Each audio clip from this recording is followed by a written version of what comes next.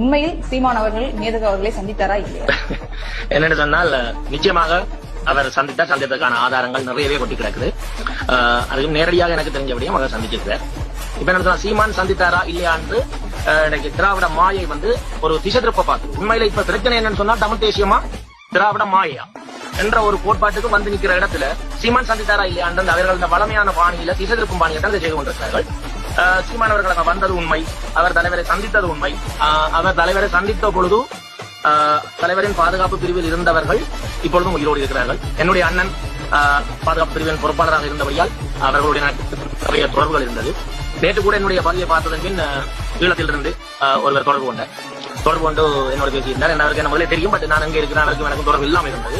இந்த காணொலியின் ஊடாக அவர் என்ன தொடர்பு கொண்டு அவர் சொல்லியிருந்தார், தலைவரை நிறைய பேர் சந்திக்க வந்திருக்கிறோம், அண்ணன் சந்திச்சிருக்கிறார். ஆனால் தலைவர் தன்னுடைய வாகனத்துல கூட ஏற்றி கொண்டு போன ஒரே ஒரு ஆளுன்னு சொன்னால் அது தனக்கு தெரிஞ்சு சீமான் அண்ணன் மட்டும்தான்.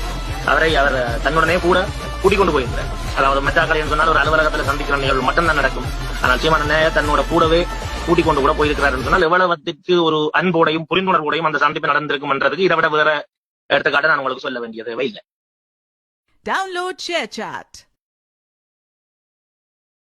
Download ShareChat.